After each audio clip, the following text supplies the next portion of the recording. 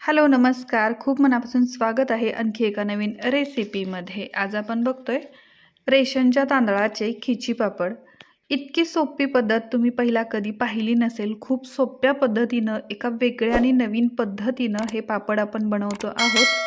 जेव्हा पण आपण खिशीचे पापड बनवतो त्यावेळी आपल्याला भीती असते की पापडांना चिरा पडतील किंवा पापड तुटतील, फाटतील. पण या पद्धतीनं बनवलेले पापड 3 ते 4 पटीनं फुलतात. तर एक वेळ या सोप्या पद्धतीनं हे खिशीचे पापड तुम्ही नक्की ट्राय करा. तुम्हाला फरक जाणवेल की नेहमीच्या पापडांपेक्षा हे खिशीचे पापड खूप स्पेशल आहेत. तर एक वेळ नक्की ट्राय करून बघा. कसे वाटले ते कमेंट करून सांगा. चला तर बघूया हे खिशीचे पापड कसे बनवायचे ते. हे पापड बनवण्यासाठी इथं मी एक मोठी परात घेतलेली आहे. त्यामध्ये चाळण घेतली आणि या चाळणीमध्ये एकाच वाटीनं 4 वाटी तांदळाचं पीठ घेते. हा रेशनचा तांदूळ होता. रेशनचा तांदूळ स्वच्छ धुवून घेतला, सावलीत सुकवून घेतला आणि त्यानंतर गिरणीतून दळून घेतलेला आहे. फक्त तांदळाचं पीठ आहे. आता हे 4 वाटी तांदळाचं पीठ मी इथं चाळून घेतलेलं आहे. यामध्ये 1 चमचा जिरे घालून घेतले. व्यवस्थित मिक्स करून हे पीठ असंच बाजूला ठेवून देते. आता गॅसवर एक मोठं आणि पसरट भांडं घ्यायचं आहे. त्यामध्ये ज्या वाटीनं आपण पीठ घेतलं होतं त्याच वाटीनं 3 वाटी पाणी घेते. 4 वाटी पीठ तर 3 वाटी पाण्याचं प्रमाण. अगदी परफेक्ट होतं हे प्रमाण. आता या घेतलेल्या पाण्याला उकळी काढून घ्यायची आहे. तर याच पाण्यामध्ये चवीपुरतं मीठ घालायचं आहे. जितकं पापडांना पुरेसं होईल तितकं मीठ. त्यानंतर 1 चमचा पापड खार घेतलेला आहे. पापड खार जर या पिठामध्ये किंवा पापडांमध्ये जास्त झाला तर पापड लालसर होतात. तर एक फक्त चमचा पापड खार घेतलेला आहे. त्यानंतर 1 चमचा चिली फ्लेक्स आणि अर्धा चमचा जिरे घेतलेले आहेत. जिरे आपण पिठामध्ये देखील घालून घेतलेले आहेत. जर तुम्हाला जास्त जिरे वाटत असतील तर तुम्ही स्किप केले तरी चालतील. फक्त पिठामध्ये घातले तरी चालतील किंवा फक्त पाण्यामध्ये घातले तरीही चालतील. तर आता या पाण्याला खळखळ उकळी येईपर्यंत वाट बघायची.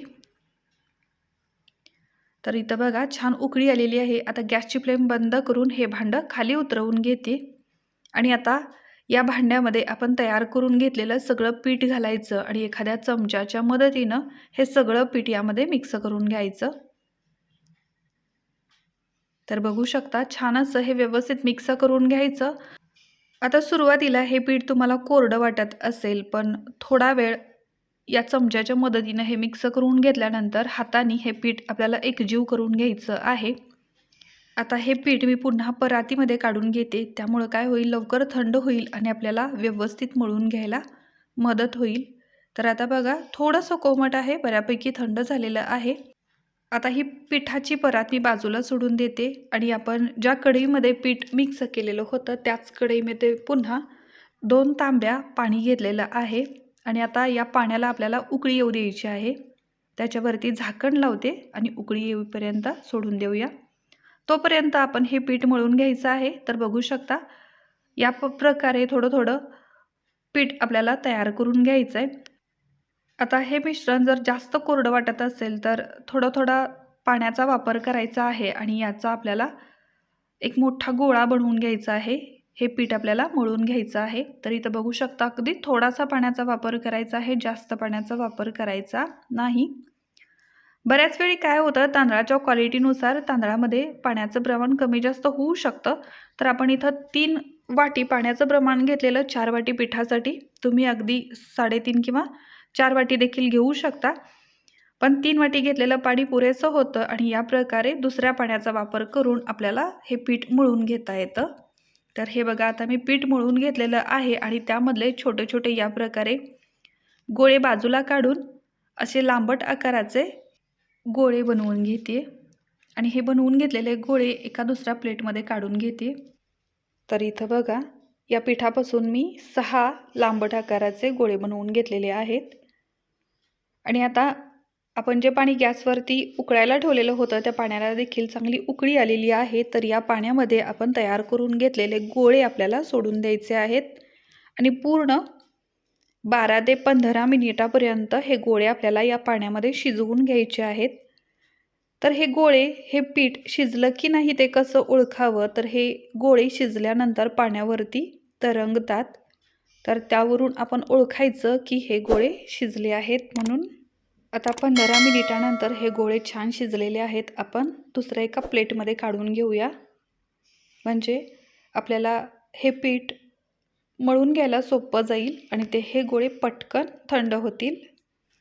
आता हे बाजूला काढून घेतलेले गोळे चमच्याने या प्रकारे थोडेसे तोडून घेऊया, त्याचे थोडे तुकडे करून घेऊया, म्हणजे लवकर थंड होतील.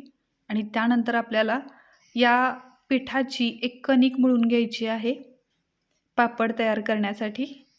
तर त्यासाठी हे पीठ थोडंसं थंड होणं गरजेचं आहे. या प्रकारे हे गोळे तोडून घेतल्यानंतर एक 10 मिनिटं असेच सोडून देऊया, चांगलं थंड होईल. त्यानंतर आपल्याला हे मळून घ्यायला सोपं जाईल. तर सुरुवातीला बघा, हे गोळे हाताने या प्रकारे मॅश करून घ्यायचे आणि हे गोळे मॅश करतच आपल्याला ही कणिक मळून घ्यायची आहे. तर खूप छान अशी ही कणिक तयार होते. एक वेळ मळायला घेतलं की पीठ अजिबात हाताला चिटकत नाही. तेलाचा वगैरे वापर अजिबात करायची गरज नाही. तर बघू शकता अगदी सहज हे पीठ मळलं जातंय. तर या प्रकारे ही सगळी कणिक, हे सगळं पीठ आपल्याला मळून घ्यायचं आहे, एकजीव करून घ्यायचं आहे.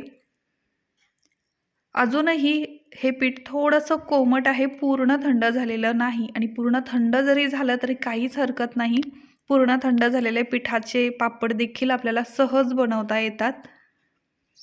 पण फक्त कणिक कोरडी पडू द्यायची नाही, त्याच्यावरती जो पापुद्रा येतो तो येऊ द्यायचा नाही. तर त्यासाठी या पिठामधला एक छोटासा गोळा मी काढून घेतलेला आहे आणि पुन्हा एकदा हा गोळा व्यवस्थित मळून घेते.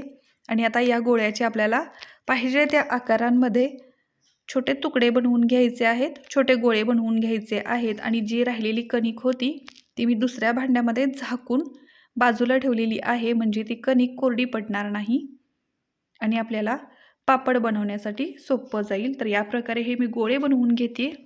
पापड लाटायला जर मदतीला कोणी असेल तर सगळ्या पिठाचे गोळे तुम्ही बनवून घेऊ शकता. जर तुम्ही एकट्याच असाल पापड बनवायला तर या प्रकारे थोडं थोडं कणिक घ्यायची, त्याचे गोळे बनवायचे, तितकेच पापड लाटून घ्यायचे आणि मग शिल्लक पिठाचे पापड बनवायचे. तर आता हे गोळे तयार आहेत. आता पापड बनवूया. बघू शकता मी अजिबात तेलाचा वापर जराही केलेला नाही, तरीही आपला हा पापड अगदी सहज लाटला जातो आहे. पोळपाटाला देखील चिटकत नाही, हाताला नाही चिटकत आणि लाटण्याला देखील अजिबात चिटकत नाही. पाहिजे त्या आकारांमध्ये जितके पातळ पाहिजे असतील तितके पातळ पापड आपण बनवू शकतो. खूप सोपी पद्धत आहे. एक वेळ पीठ तयार करून घ्यायचं आणि दिवसभर आपण सावलीत बसून जितके पाहिजे तितके पापड लाटून घ्यायचे. पापडांचा आकार एकसारखा यावा यासाठी एखाद्या झाकणाच्या मदतीनं किंवा डब्याच्या मदतीनं हे पापड एकसारखे एकाच आकारात कट करून घ्यायचे. बघू शकता खूप पातळ हलके असे पापड तयार होतात. खूप सोपे आहेत बनवायला, कुणीही अगदी सहज बनवेल. आणि या पद्धतीनं बनवलेला एकही पापड चिरणार नाही, फाटणार नाही, तुटणार नाही आणि एकमेकांना चिकटणार देखील नाही. तुम्ही एकमेकावर हे पापड ठेवू शकता तरीही पापड चिकटणार नाही आणि एकाच वेळी उन्हात वाळवू शकता किंवा सावलीत देखील हे पापड तुम्ही वाळवू शकता. दिवसभरामध्ये अगदी कडकडीत असे हे पापड वाळतात.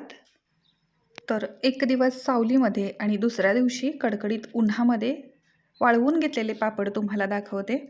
तर हे बघा, हे आहेत मसाला पापड जे मी तुम्हाला दाखवले आणि हे जे दुसरे आहेत ते आहेत पिठामध्ये फक्त जिरे घातलेले पापड. याच पद्धतीने बनवलेले आहेत. दोन्हीपैकी कोणतेही पापड बनवू शकता, खूप टेस्टी मस्त तयार होतात. तर आता तळून देखील दाखवते. तेल कडकडीत गरम करून घ्यायचं आणि तेलामध्ये ह्या प्रकारे पापड मस्त हलका होईपर्यंत तळून घ्यायचा. बघू शकता 3 ते 4 पटीनं हे पापड फुलत आहेत. खूप हलके, खुसखुशीत आणि टेस्टी असे हे पापड तयार होतात. नक्की ट्राय करून बघा. याच पद्धतीनं मी नाचणीचे पापड देखील बनवलेले आहेत. तुम्ही ते पापड देखील ट्राय करू शकता.